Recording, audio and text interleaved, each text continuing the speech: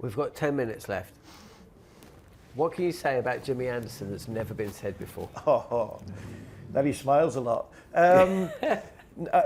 Is there anything? No. Well, do you know what? I don't think this gets talked about enough. The first part of his career, he basically has Matthew Hoggard's career, right? If you look at his numbers, really good player, outswing dependent bowler. The second part of his career, when most bowlers are shipped off to the, glue factory, he has Glenn McGrath's numbers. How?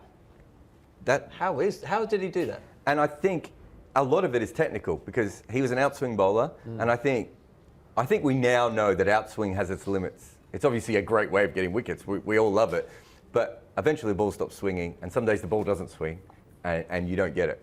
The wobble ball was it 2010, between 2010 and 2014 when he nails it. When he sees Stuart Clark and Muhammad Asif, he watches them in the nets. He works out what they're doing. He then becomes a completely different bowler in the second part of his career. And there's a lot of guys who can bowl the wobble ball now, but that's all they can bowl.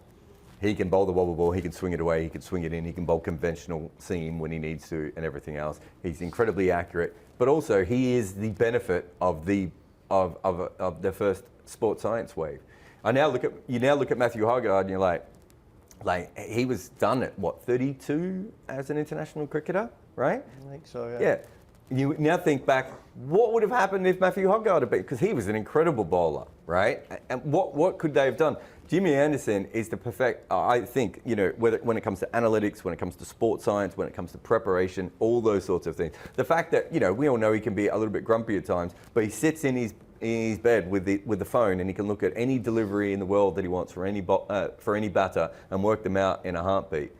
You didn't have access to any of that. You didn't know. You bowled your length because it was what got you to Test cricket and you did really well with. The kind of information that he had, all that sort of stuff, that that they put those vests on them in training and everything, and they're just like, go up to Jimmy and go, you're only training at 60% today, right? He was never allowed, they tracked every part of him. And I think it also, there's something about him specifically where he was like, he felt like he had this perpetual chip on his shoulder that he wanted to keep getting better and to keep showing what he was doing and everything else. I think it's the perfect match between modern cricket and a particular cricketer that we've seen. And, it's a career that really, we've never seen anything like it before. This isn't like Richard Hadlee or Courtney Walsh or Glenn McGrath, right? They were all great in their late 30s through to early 40s, but they didn't really change who they were as bowlers at all, right? Courtney Walsh didn't have any support stuff, right? Richard Hadlee was on his own completely. McGrath, a little bit more of that sort of stuff. Jimmy Anderson, it's the combination of his incredible athleticism, his incredible intellect as a bowler, and the professional side of it. We basically saw two careers. One was a fine international career, and one was a great international career. And then they wedged together, and you end up with a bowler who was still bowling in his 40s. And, as I said before, we're talking about kind of McGrath, Hadlee, and Courtney Walsh. That's this doesn't happen very often, right? What about the luxury, although he wouldn't see it like this, essentially being forced to only play red ball cricket? Yeah, that helped. I think that helped. I think the modern day game changed, and that helped Jimmy because of what Jarrod's saying. His unbelievable accuracy, his ability to work a batter out, and once 2008 come and IPL came around, the franchise tournaments and the power hitting tournaments, the players, I think from then the technical side of the batting went out the window a little bit. And you give Jimmy Anderson somebody with a little, so he a little technical benefited from the drop in technique. The minute what he did, he was big. He had everything. He could swing it both ways. But his ability to take the ball onto off stump, whether it's going onto off stump there or going away from off stump and going on that way, was unbelievable. I mean, that was unbelievable. And that, for me, was what he did better than anybody else. And that's why he got the volume of wickets he did. Because what he did was, he basically said, in any given game, a good ball is a good ball that hits the top of the stumps. With good length, you whack into a good length, in and around top of off stump, it will ask batters, it would ask them questions and will challenge them You know, some of them, might just stand there and belt it, but more often than not in Test cricket, if you can get a ball in and around that off-stump area, it will ask a big question to that batter. And what that batter has done from 2008, more often than not, to stay relevant, is to try and biff it and power hit it. And the minute you don't, you've just got to get your technique wrong once against somebody like Anderson and Broad, the two of them together, and they've got you. Bang, nick, catch, see you later. And I think that's where Jimmy, from the second part of his career, was so good. I mean, his angles were ridiculous. He could get a ball moving off the straight when it wasn't in the atmosphere, it wasn't off the surface, just by making sure he went wide of the crease, going on to off stump that way, getting close to stumps and going away from off stump that way. So as a batter, visually, you're always struggling to sort of line him up to hit, and the modern gear game was power.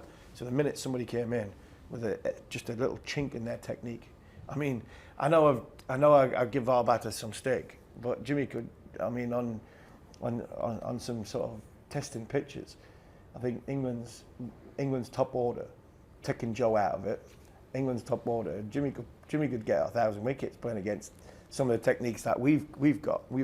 Zach Crawley's coming in and having a go, Ben Duckett coming in and having a go, Ollie Pope's trying to, swish at this and swish at that. Jimmy Anderson must be sitting there going, thinking, why can't I bowl at this lot? At times, because of that's exactly, for me, why he's been so good.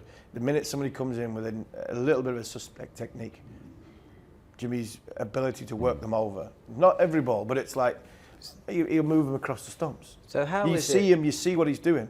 He's brilliant at left-handers. A lot of people were questioning, because left-handers, as a right-arm bowler, you bring it back into the pads in LBW. Jimmy Anderson's first 10 balls to left-hander would go away from them. Big away swingers, and you go in, well, it's coming eventually.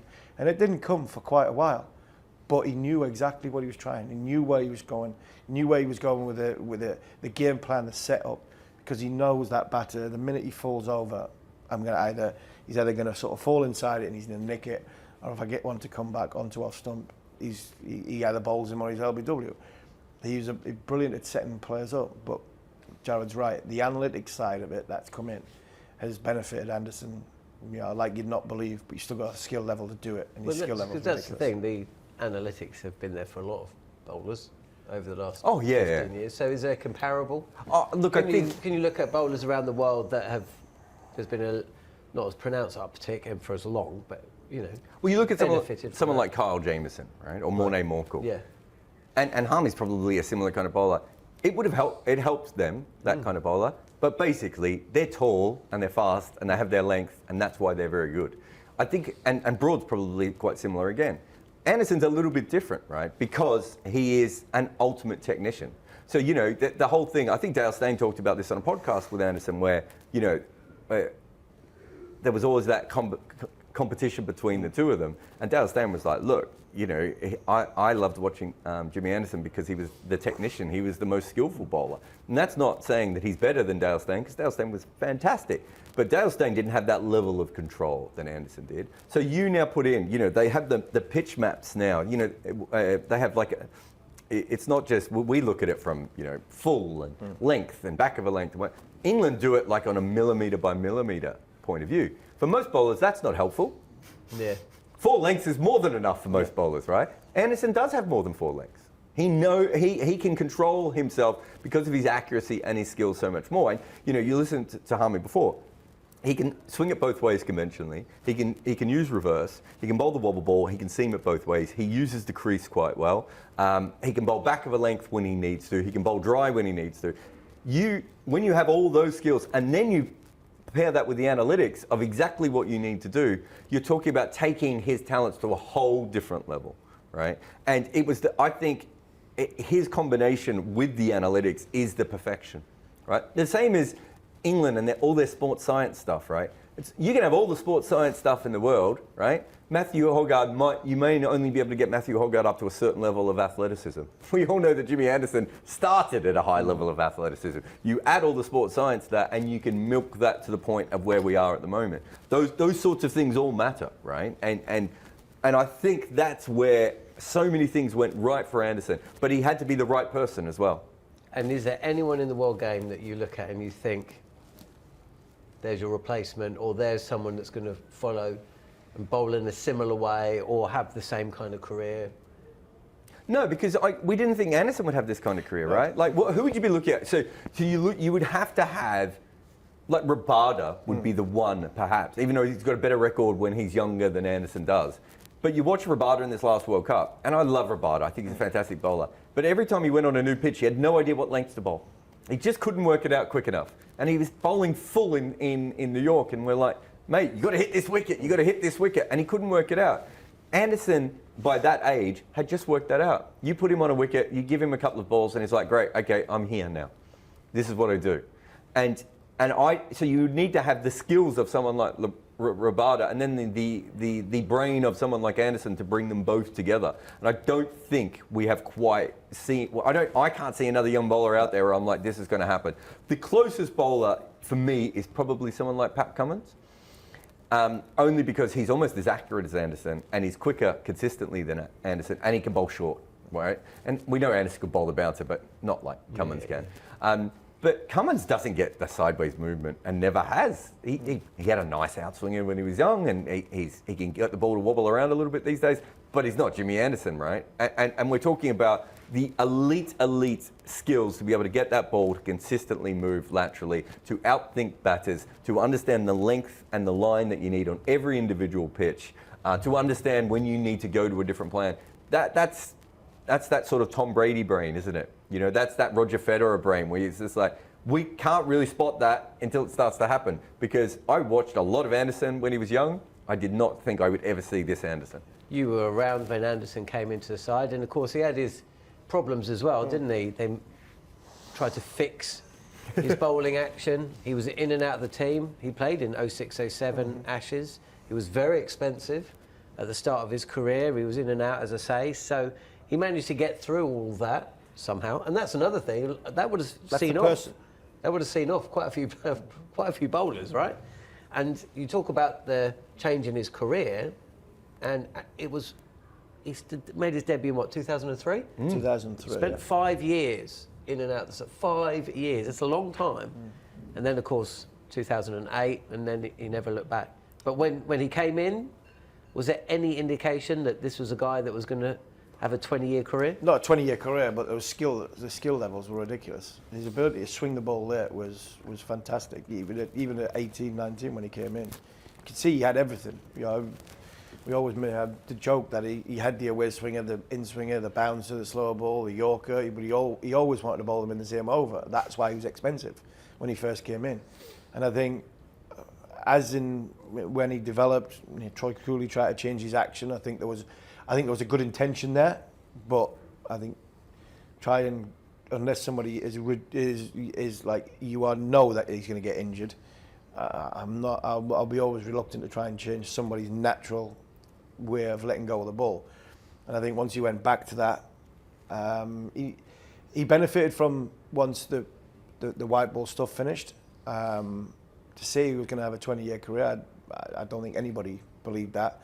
But he got into the team, into the white ball team, and even in that 2003 World Cup, you know, small little things. I know he was in and out for 5 years, but the way he conducted himself and the way he handled himself in that World Cup situation, the pressure of bowling at the end, what he did against Pakistan at Cape Town, you knew there was something special there. It's hard to say whether it was going to be 20 years, but the talent was always there. It was just once the talent was once the talent was honed, and then you get better with experience, and sometimes you get better with bad experiences.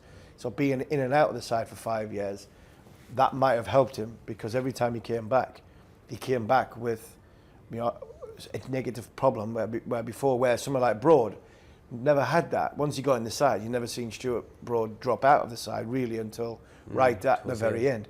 So I think Anderson, mentally, from a strength point of view, he was always galvanised by coming out of the team and going back in the team with something different to work on. And I think by the time he got to a point where in New Zealand, and this is the thing that worries me a little bit about this side and where we're going this summer, is that you mentioned Hoggy. When me and Hoggy came together in 2002 to replace Gough and Carrick, we were ready. I mean, we were more than ready to go. I mean, Broad and Anderson were probably 2 or 3 years earlier than what we were when they replaced me and Hoggy in New Zealand. This day has been coming for 5 years and more, with Anderson and Broad gone. I'm just not seeing where the next two come together. And there's always been a two. There's always been a two. You know, me and Hoggy opened the bowling together for 40-odd Test matches, the likes of Botham and Willis. You know, Gough and Caddick. There was always a two. They always came in like a combination. England have got to find their two very, very quickly, and they've got to search, because they'll never fill the shoes that, nobody can fill the shoes that have been left. But what they have to do is they have to do it quickly, because Broad and Anderson were ready to, when they came in. I'm just not seeing who's the next two are. Okay, last question. Who was better, Stuart Broad or Jimmy Anderson? Oh. I think Jimmy Anderson, from a skill level, was the best bowler. I think Jimmy Anderson, for me, with longevity and everything that goes with it, he's got to be you'd say the best bowler of all time, because his numbers stack up. But then you'd have the argument who was better, Shane Warne or Matthias Muralitharan. Warne had less wickets than Muralitharan, but for me, I think skill level alone and longevity of that career, I'd probably say Anderson but only just. I think they needed each other. I think Anderson by a distance. I think Broad probably was better on individual days. On moments. Because he's taller and faster. So I think maybe Broad's best spells are better than Anderson's best spells, but on a day-in-day basis, Anderson's just on a different level, I think. On AM, on DAB, via the talkSPORT app and on your smart speaker. talkSPORT.